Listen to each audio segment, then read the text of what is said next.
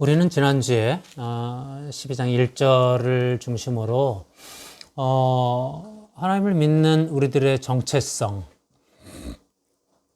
우리는 경주자다, 믿음의 여정을 뛰고 있는 경주자다, 이런 정체성에 관한 말씀을 묵상했고, 그래서 그 경주자는 우리가 선택한 것이 아니고 하나님이 우리를 선택하셔서 영광스러운 부르심으로 부르셔서 그 경주의 자리에 우리를 놓아두셨다. 따라서 이건 참 영광스러운 정체성이다. 어떤 사람들은 부름받지 못한 사람들도 있고 불러도 응답하지 않은 사람들이 있는데 우리는 불러주셨고 그 경주에 들어오게 하셨으니 얼마나 영광스럽냐, 이런 이야기들을 했었습니다. 뿐만 아니라 그 경주의 여정에 우리 홀로 두지 않고 주변에 증인들을 두셔서 그 증인들이 박수치고 응원하고 있는 그 스타디움을 보게 하셨고, 그 경주를 1등하라고 하지 아니하시고 완주하라고 말씀하셨다. 그 완주하는 그 과정에 무거운 것과 얼매이기 쉬운 죄들을 벗어버리라, 이런 권면을 지난주에 우리에게 주셨습니다. 오늘은 그러한 정체성, 경주자의 정체성을 가지고 있는 우리들이 그 믿음의 경주를 하고 있는데 그 믿음의 핵심에 무엇이 있는가에 대한 이야기입니다. 좀 쉽게 표현하면 이런 거죠. 너는 뭘 믿니? 그럼 예수님 믿죠? 그 예수님이 어떤 분인데? 세상 사람들이 예수를 믿은 지 오래됐습니다. 저 같은 경우는 45년 가까이 됐고, 그럼에도 불구하고 갑자기 넌 뭘 믿어? 그럼 예수님 믿지. 어떤 예수님을 믿는데? 그럼 복 주시는 예수님? 제일 먼저 떠오르는 게 아마 그런 첫 번째 단어는 복 주시는 예수님, 이렇게 생각할지도 모르겠어요. 그런데 예수님은 복을 주시는 예수님일 뿐만 아니라 여러 가지로 설명할 수 있죠. 그래서 예수님을 우리가 전도하거나 소개할 때에 적어도 예수님 그러면 우리가 예수님에 관하여 1시간은 소개할 수 있어야 되지 않나, 이런 생각들을 하게 됩니다. 최근에 제가 전화통화하고 만난 분들 중에서 갑자기 그 사람에 실망한 분들이 계세요. 교회 사람들에게 실망하고, 심지어 교회 목사에게 실망하고, 또 그러면서 이제 심지어는 제가 그래도 하나님 믿으시잖아요. 그랬더니 그것도 의심스럽다. 그분이 믿음 생활한 지가 한두 해가 아니잖아요.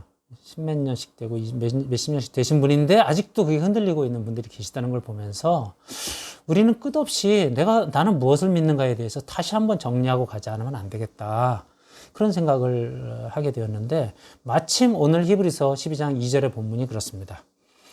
너가 예수님을 믿는다고 하는데 그 예수님이 어떤 분이니? 라고 히브리 기자가 히브리 성도들에게 묻고 있는 거예요. 그러면서 오늘 말씀은 뭐라고 얘기해요? 믿음의 주여 온전케 하시는 이인 예수를 바라보라. 아주 명쾌한 선언을 합니다. 믿음의 주여 온전케 하는 이인 예수. 그런데 이 말씀도 사실 우리가 그냥 문자적으로는 읽어지고 믿음의 주인이신가 보지, 온전케 하시는 이인가 보지. 근데 그렇게 이해하면 안 됩니다. 믿음의 주인이라고 하는 주인, 로드, 이게 아니고요. 믿음의 저자, the author라고 하는 단어를 쓰고요. 그 다음에 온전케 하시느니, 이건 finisher, the finisher, 마무리 짓는 분, 이렇게 표현됩니다. 따라서 믿음의 시작과 믿음의 완결자, 이런 표현을 씁니다. 오늘 이 말씀을 통해서 우리들의 믿음이 다시 한번 점검되었으면 좋겠습니다. 히브리 기자가 히브리 성도들의 흔들리는 히브리 성도들에게 너의 믿음이 무엇인지, 무엇을 믿는지, 너 예수님을 왜 믿는지, 네 믿음의 목적이 무엇인지 점검하라, 이렇게 말하는 것처럼 그 히브리 기자의 목소리를 통해서 하나님이 오늘날 우리 이 코로나 시국에 흔들리고 있고, 심지어 목사에게 흔들리고 있고, 주변 성도들에게 흔들리고 있는 우리들의 신앙, 이 가난한 성도들로 나가고 있는 모든 신앙인들에게 너의 믿음을 다시 한번 목적이 무엇인지, 어떤 것을 믿고 있는지, 누구를 믿고 있는지, 왜 믿는지를 점검하라, 그 음성이 들려지는 이 한 시간 되기를 주님의 이름으로 축원합니다. 오늘의 말씀은 한 절이지만 크게 두 가지 꼭지로 볼 수 있습니다. 첫 번째는 이 2절의 본문 주동사가 바라보라, 이렇게 시작됩니다. 아포라오라고 하는 헬라어 단어를 쓰는데 바라보라, 그리고 그 바라보는 대상으로서 예수님, 그리고 예수님이 어떤 일을 하셨는지, 이렇게 크게 두 뭉치로 오늘 말씀을 묵상해 볼 수 있습니다. 아포라오, 바라보라는 단어는 어떤 의미냐? 우리는 늘 눈을 뜨고 있어요. 물론 이제 우리 가운데 혹시 이제 장애를 가지신 분들은 이제 못 볼 수도 있습니다만, 눈을 뜨고 있는 육신의 눈으로 뭘 본다 그러면 see, 영어로는 see, 본다. 근데 봤다고 해서 본 게 아니다. 본다는 것의 진짜 의미는 그 본 것의 가치와 의미까지 파악한 것, 그게 진짜 본 것이다. 그래서 성경은 오늘 이 아포라오라는 단어는 이 그냥 피상적인 것, 껍질, 비본질적인 것, 이것에서 눈을 돌려서 본질, 깊은 곳에 있는 것, 핵심, 근원적인 것을 보는 것, 그게 아포라오라는 단어입니다. 그러니 예수를 바라보라. 오늘 성경은 예수를 바라보라지 않습니까? 핵심고 딱 문장 하나만 떼면. 근데 예수를 바라보는데 비본질을 바라보는 것, 껍질을 바라보는 것, 그 피상적인 예수를 바라보는 것이 아니라 진짜 예수를 바라보라. 핵심에 있는 예수를 바라보라. 본질적인 예수님이 무엇인지를 바라보라. 그 가치와 의미를 바라보라. 이런 말입니다. 제가 읽었던 책 중에 필립 얀시의 내가 알지 못했던 예수라는 책이 있습니다. 그 첫 챕터에서 되게 다양한 예수님에 대한 이야기들을 합니다. 혁명가 예수. 예수님이 가시는 곳곳마다 혁명이 일어났어요. 여자들이 해방됐고요. 노예들이 해방됐고요. 그 막 눌린 자들, 약한 자들이 해방됐어요. 그래서 예수님을 바라볼 때 어떤 사람들은 혁명가, 해방가 예수. 뭐 이렇게 바라보는 사람들이 있다는 거예요. 또 그 예수님이 하셨던 일, 약한 자들을 돌보시고, 가난한 자들을 갖다 돌보시고, 병든 자들을 고치시고, 그 배우지 못한 자들을 가르치고 이런 것들을 보면 마치 그 사람들을 복지사처럼 이렇게 돌보셨던 분. 그래서 돌보시는 예수님, 이렇게 생각한다는 거예요. 그런가 하면 또 어떤 사람들이 이런 거예요. 내 문제의 해결자. 예수님은 복을 주시잖아요. 그래서 심지어는 마법 램프, 지니, 예. 램프의 요정 지니처럼 생각해요. 문제만 있으면 기도하면 해결해 주시오. 예, 해결해 주세요. 그런 예수님도 계세요. 그러다 보니 마치 내 문제의 해결자 예수님으로만 보기도 해요. 그리고 믿지 않는 사람들은 4대 성인 중에 한 명, 유대 역사의 아주 위대한 그 선생님 랍비 중에 한 명, 다양하게 예수님을 이야기합니다. 근데 오늘 본문은 뭐라고 얘기해요? 믿음의 주요 온전케 하는 이인 예수, 그 예수를 바라보라. 그래서 오늘 그 본질을 뭐라고 설명하냐? 믿음의 주, 온전케 하는 이. 그런데 이 믿음의 주, 온전케 하는 이라고 하는 단어가 헬라어로 믿음의 주라고 하는 이 단어는 그 주인이라고 하는 단어가 아니고 디오터, 저자라고 하는 단어라고 제가 말씀드렸죠. 아르케고스라고 하는 헬라어 단어를 쓰는데요. 이거는 뭐냐 하면 어떤 것의 근원, 시작 이런 의미입니다. 따라서 믿음의 주라는 말은 믿음의 시작을 의미하고요. 그 다음에 온전케 하는 이거는 더 피니셔라고 말씀드렸죠. 그것은 완결자, 시작과 끝. 예수님은 우리가 갖고 있는 믿음의 시작이요 끝이다. 알파요 오메가다. 이런 말인 것입니다. 자, 그럼 한번 또 이쯤서 우리가 더 깊게 생각을 해봐야 돼요. 우리의 믿음의 시작과 끝이라고 했는데 우리는 도대체 예수님을 믿어. 근데 예수님이 어떤 분, 어떤 가치를 지닌 분, 어떤 의미로 예수님을 믿느냐? 이렇게 또 한번 더 깊이 들어가 봐야 합니다. 그러면 예수님은 이런 분이에요.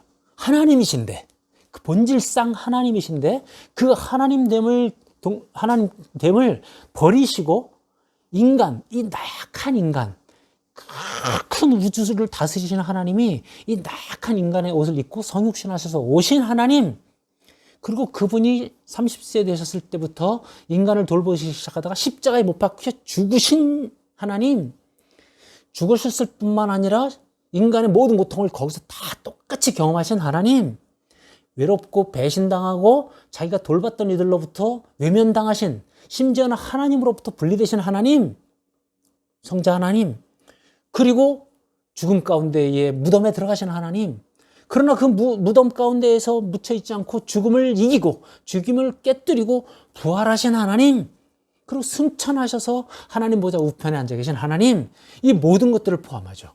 복음의 모든 것들을 포함합니다. 그래서 복음의 시작은 뭐예요? 성육신. 복음의 마지막은 뭐예요? 하나님 보좌 우편에 앉으신, 승천하셔서. 그래서 이 믿음의 시작과 끝은 이렇습니다. 믿음의 시작은 하나님이 우리 곁으로 오셨다. 임마누엘. 하나님이 우리 곁으로 오셨다. 임마누엘. 마지막은 뭐예요? 하나님 보좌 우편에 앉아 계시다. 다시 하나님이 되셨다. 하나님이 우리에게 오셨다가 다시 하나님의 자리로 돌아가신 사건. 이게 믿음의 시작과 믿음의 끝인 줄 믿습니다. 그런데 한국교회는 어떻게 가르쳤어요? 너무 기도하면 다 이루어진다만 가르쳤어요. 그러다 보니 아까 말한 대로 램프 요정 진이, 물론 우리 믿음의 초년에는 기도하면 진짜 이루어져요. 그게 없는 게 아니에요. 그러나 우리가 성장하면 하나님 뭐라고 얘기해요? 히브리서에 그동안 우리가 얘기했지만 너는 벌써 선생이 되었어야 한다. 너는 다른 사람에게 복음을 가르칠 자가 되었어야 한다. 근데 아직도 젖이나 먹고 징징대고 찡찡거리고 있구나. 이렇게 말하는 거예요. 그리고 또 다른 복음서에서 사도 바울은 뭐라고 그래요? 너는 그리스도의 군사다. 에베소서에서 너는 전쟁을 치러야 되는 사람이야. 이 어둠을 물리치는 빛이 되어야 하고, 이 무질서를 물리치는 질서가 되어야 되고, 이 결핍으로 사람들이 죽어가고 있는 이 사람들에게 충만을 가르쳐줘야 되는 사람이야. 너는 영적인 군사야. 그래서 전신갑주를 입어야 돼. 이렇게 말하는 거잖아요. 근데 왜 군사되면 이 전쟁에 대해서는 말하지 않는 한국교회가 되었냐는 거죠. 그러니까 성장하지 못했다. 그러다 보니 지금 같은 상황이 벌어진 거예요. 가난한 성도들이 생긴 거예요. 교회가 나에게 줘야 될 것들을 주지 않으면 나는 더 이상 교회 다니지 못하겠어. 아까 우리가 바라보다라는 단어가 뭐라고요?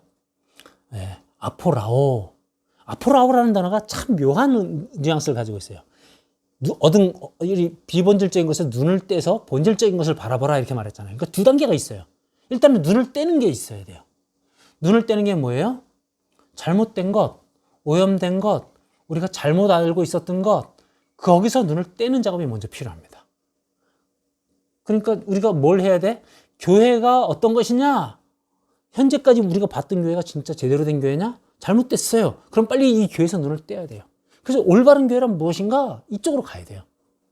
목사란 무엇인가? 목사 대단하지 않아요. 슈퍼맨 아니에요. 근데 그냥 목사에게 슈퍼맨처럼 따라다니는 사람들이 있어요. 그거 잘못된 거예요. 저는 사실은 제가 이렇게 말하면 제가 저를 깎아먹는 짓일 수도 있어요. 근데 저는 슈퍼맨 아닌 걸 제가 확실히 선언합니다. 저 슈퍼맨 아닙니다. 단지 반발짝 앞서가는 사람일 뿐이에요. 조금 더 말씀을 깊이 연구하고 이 말씀을, 하나님이 주신 말씀을 온전히 제가 먼저 받아들이고 그 말씀을 전하는 자예요. 그거 이상 그 이하도 아니에요. 이 영적 전쟁을 한 걸음 정도 앞서가는 사람일 뿐이에요. 그런데 거기에 너무 많은 기대를 하니까 실망하죠. 그러니까 거기서 눈을 떼야 돼요. 목사에 대해서 너무 많이 기대하는 그것에서 눈을 떼야 돼요. 그래서 어디로 가야 돼요? 나랑 같이 동역자, 나보다 한 걸음 정도 더 열심히 하는 사람, 그런 면에서 그냥 존경해 주시면 돼요. 그리고 기도해 주시면 돼요.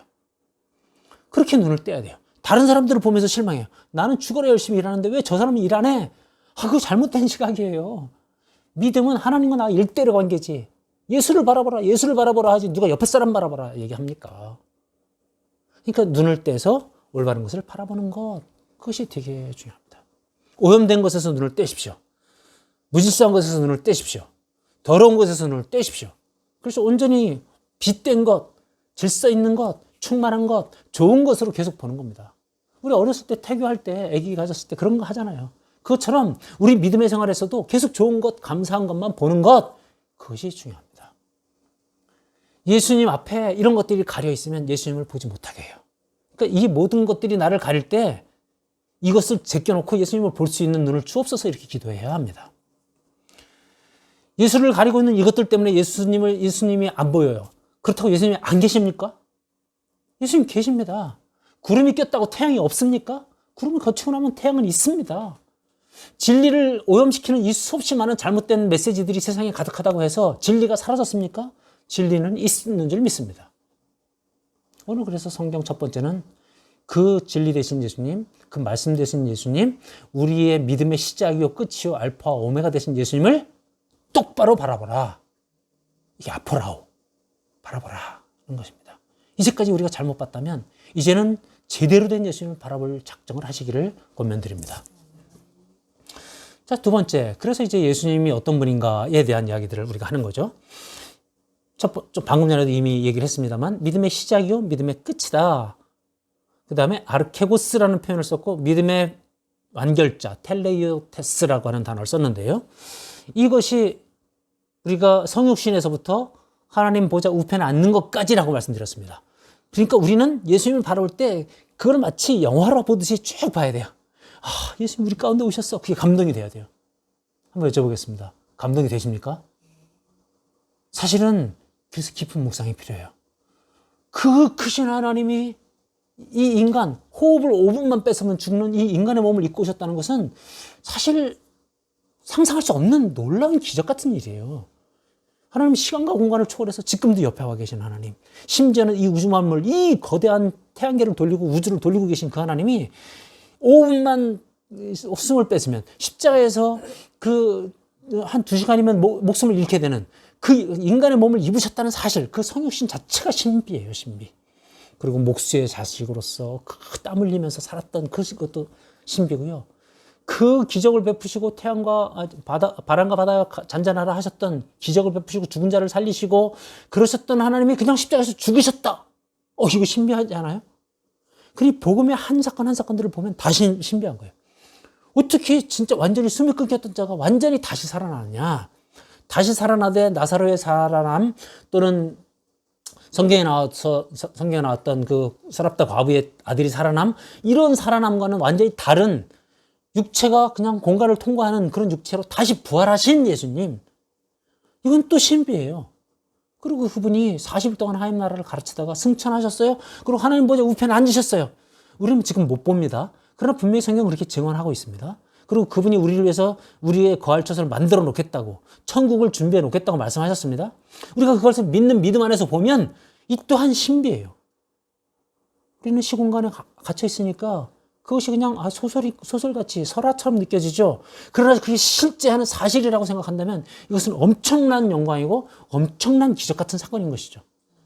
그래서 이 믿음의 시작, 믿음의 끝, 이 복음의 시작, 이 복음의 끝은 하나하나가 우리에게 다 엄청난 은혜요, 엄청난 소식이 되는 것이며, 예수님을 볼 때마다, 십자가를 볼 때마다 이것이 주마등처럼 쫙 지나가면서 예수님을 바라보는 것이어야 한다라는 게 예수님에 대한 이야기입니다. 근데 그 중에 제일 특징적인 게 2개 있어요. 하나는 십자가, 그 다음에 하나님 보좌 우편. 그를 성경은 십자가로 표현하고 하나님 보좌 우편이라고 표현했지만 많은 신학자들이 재밌는 표현으로 the cross, the crown, 그래서 the cross에서 the crown까지. 그건 무슨 소리예요? the cross, 십자가에서 the crown은 왕관, 다시 하나님의 아들로 자리로 들어갔어요. 크로스에서 크라운까지. 근데 이 크로스에서 크라운까지 그렇게 쭉 가신 그 하나님에 관하여 오늘 12장 2절은 뭐라고 표현해요? 제가 다시 한번 읽어드릴게요. 믿음의 주여 온전케 하는 예수를 바라보자. 그러면서 뭐라고 하냐면 그는 그 앞에 있는 기쁨을 위하여 십자가를 참으사 부끄러움을 개의치 아니하시더니 하나님 보좌 우편에 앉으셨느니라. 그래서 십자가에서 하나님 보좌 우편까지예요.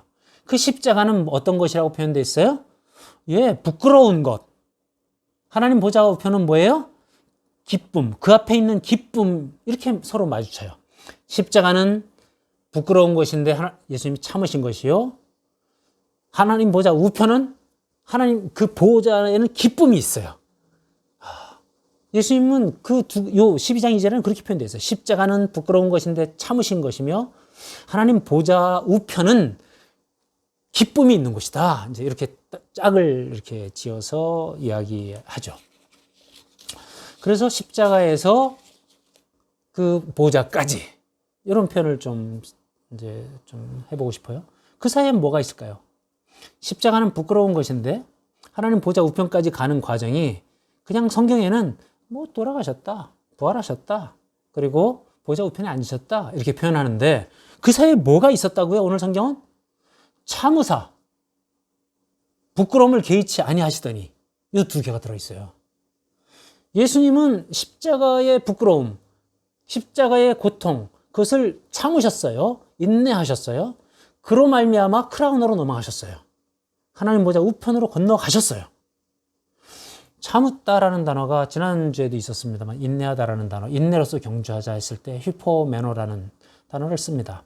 이 참다라고 하는 단어는 휘포라는 단어와 매노라는 단어가 같이 사용되는데, 휘포는 곁에, 매노는 남아있는 것, 옆에 있는 것을 의미합니다.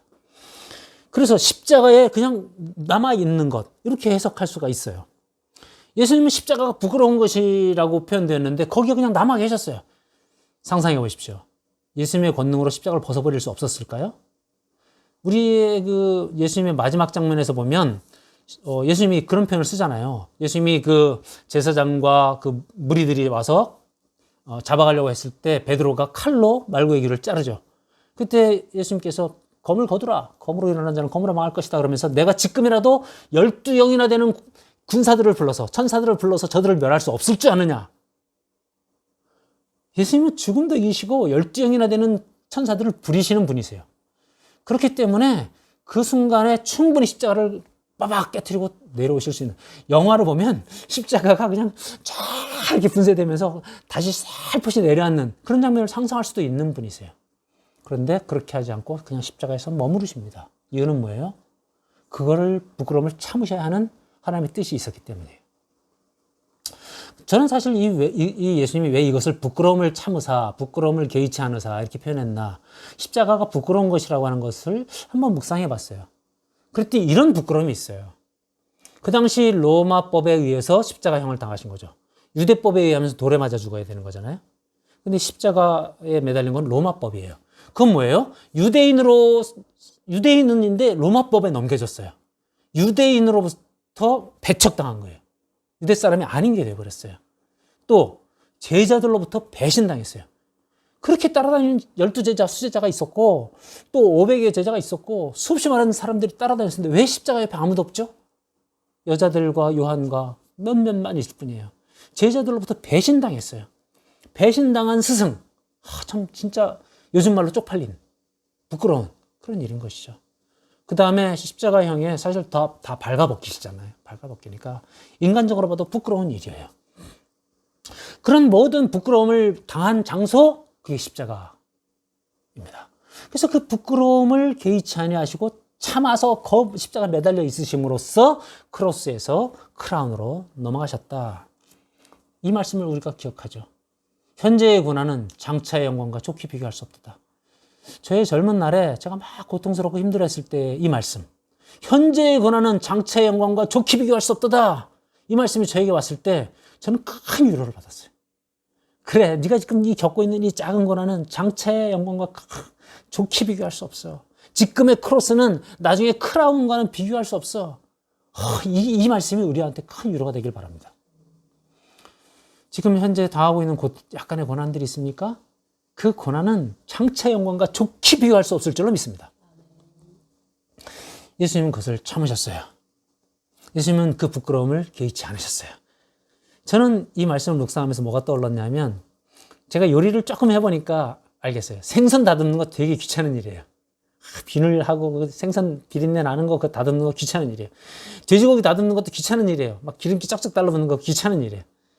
그런데 그 생선을 그 비늘을 깎아내고 그 날카로운 비늘들을 잘라내고 기름기 있는 걸 해서 마지막에 아주 맛있는 생선구이가 나오고 생선찌개가 나오고 김치찌개가 나왔을 때 그거를 맛있게 가족들이 먹으면서 맛있다 해주는 그것을 바라보기 때문에 그 부끄러운 것, 그 더러운 것, 비린내 나는 것을 감수하게 되더라고요. 너무 제가 우리 생활에 한 것에서 예수님의 그 부끄러움을 감내하는 것을 너무 낮춘 건 아닌지 모르겠으나 그거라고 저는 믿어요. 그 가정주부들이 그렇게 그 부끄럽고 더럽고 비린내 나는 것을 감내했을 때 가족들은 맛있는 것을 먹고 건강해져요. 그것은 엄청난 거예요. 가족들의 생명을 살리는 일이에요. 그렇게 하면 지금 이 부끄러운 것을 감내할 만한 의미가 있는 것이죠. 마찬가지로 남편들도 마찬가지예요. 직장에서 상사들로부터 갑질당해요. 고객들로부터 갑질당해요. 어떤 때는 더러워서 진짜 집어 던지고 싶어요. 때려치고 싶어요. 같이 승질내고 싸우고 싶어요. 참아요. 그러고서 마지막에 월급 봉투를 갖다 내놓는 거예요. 그럼 그 월급 봉투 때문에 온 가족이 먹을 것, 입을 것, 따뜻한데 살 수 있는 것들이 있기 때문에 남편들은 지금은 둘 다 양쪽이 다 법니다만 그것들을 참아내는 거예요. 그 부끄러움을 개의치 않는 거예요. 그 십자가 고통을 그냥 곁에서 머무는 거예요. 그러면 가족들이 웃으면서 행복하게 지낼 수 있는 시간들을 경험하게 돼요. 크로스에서 크라운까지 그냥 가지 않습니다. 이 참음과 이 부끄러움을 견뎌내는 시간들이 필요합니다. 교회들이 성장하고 교회들이 아름답게 공동체를 이루어갈 때 그 안에 어떤 성도인가의 물질적 섬김과 그 안에 시간으로 섬김과 몸으로 섬기는 섬김들이 있어요. 열방하나교회도 그렇게 성장해가고 있는 것을 저는 확신합니다. 저희 가운데 헌금해 주시는 분들이 계십니다. 그리고 저희 가운데에 계속 이렇게 저한테 격려해 주시는 분들이 계십니다. 그리고 또 이렇게 찾아와 주시고 이런 분들이 계십니다. 그분들의 시간의 섬김, 물질의 섬김 때문에 열방하나교회는 결국 하나님의 건강한 교회로 자라가게 될 줄로 저는 믿습니다. 그분들의 헌신과 땀, 사랑의 수고, 그것들이 그 속에 있습니다. 말씀을 정리하고자 합니다. 우리가 음식을 먹을 때 오늘 먹은 음식이 내일의 나의 몸을 만든다, 이런 얘기를 많이 했던 것처럼 내가 오늘 무엇을 바라보는가, 내가 오늘 무엇을 바라보는가가 결국 내 마음의 상태를 내일 어떤 마음의 상태가 될지를 결정하게 될 것입니다. 내가 오늘 이 무질서하고 오염되고 막 흔들리고 세상의 이 말투적인 것, 그냥 서로 약육강식 다 내 거를 소유를 탐하는 세상을 보면 나도 모르게 그쪽으로 따라가게 돼 있어요. 근데 거기서 눈을 떼라. 아포라오! 눈을 떼라. 그리고 뭘 보라? 예수님, 믿음의 주여 온전케 하시느니 믿음의 시작, 믿음의 끝, 그 성육신에서부터 하나님 나라 보좌까지, 십자가에서 하나님 나라 보좌까지, 크로스에서 크라운까지 그 예수님을 늘 바라보라. 그러면 우리는 이거 안 보게 돼요. 다른 성도 때문에 내가 교회를 떠나는 그런 어리석은 데서 타지 않게 돼요. 우리는 예수님이 있으니까 이 사람이 나를 가렸을 뿐이지, 이 목사가 나를 가렸을 뿐이지, 이 교회가 나를 가렸을 뿐이지, 그렇다고 진리가 없느냐, 예수님이 없느냐, 그렇지 않잖아요. 예수님 계시잖아요. 진리는 살아있잖아요. 마지막 날에 그 보좌 앞에 우리는 가게 될 거잖아요. 그걸 확실히 믿는다면 흔들릴 이유가 없는 거죠. 우리는 이 영적 전투에서 그렇게 쓰러져가는 사람들을 건져낼지언정 내가 거기에 휩쓸려서 그 쓸려 내려가는 자로, 그렇게 어리석은 자로 남아있지 않게 될 것이잖아요. 책을 한 권 소개하며 말씀을 마무리하고자 합니다. 책 제목, 예수라면 어떻게 할 것인가. 40하고도 몇 년 전에 대학부 시절에 읽었던 책입니다. 그렇게 오래전에 읽었던 책임에도 불구하고 제 마음에 계속 남아있는 이유는 그 책의 내용은, 스토리는 뻔하고 또 그 내용은 부담스러운 일이고 실행하기에는 참 어려운 일인 그런 책이에요. 레이몬드 제일교회라는 교회에 맥스웰이라는 목사님이 계십니다. 그 교회에 어느 날 인쇄 식자공으로 근근히 먹고 살던 청년이 찾아옵니다. 실직을 했습니다. 먹고 살기가 힘들어서 교회를 찾았는데 아무도 도와주지 않았어요. 결국 그 청년은 제 기억으로 아마 좀 잘못된 걸로 알고 있어요. 그런데 이 청년이 떠나가 난 이후에 목사님이 이제 그거에 막 가슴에 부딪히는 거죠. 나는 저 청년을 위해서 뭘 했는가? 예수님이라면 이렇게 했을까? 그러면서 예수라면 어떻게 할 것인가라는 운동을 벌이기 시작합니다. 그래서 레이몬드 제일교회에서 그 운동을 시작해요. 그랬더니 성가대에 있는 한 자매가 이제는 예수님만을 위한 찬양을 하겠어요. 돈을 벌고 있었던 어떤 사람이 이 돈을 예수님만을 위해서 쓰겠어요. 이러면서 온 교회가 예수라면 어떻게 할 것인가를 계속 실천하기 시작해요. 그러니까 교회가 완전히 바뀌었다, 이런 내용입니다. 스토리도 뻔하고요. 말씀드린 대로 들으면 부담스러워요. 아, 이거 어떻게 살아야 되지? 그리고 실천하기는 무척 어려워요. 그러나 그렇게 해야 된다. 우리의 삶에 그걸 하지 않을 거면 왜 예수를 믿어요? 복 주는 예수만 믿어요? 내 문제 해결자 예수만 믿어요? 그러면 우리는 예수를 반쪽만 믿는 거예요. 예수님과 함께 이 싸움을 하는 자, 그래야 건강한 그리스도인인 것이에요.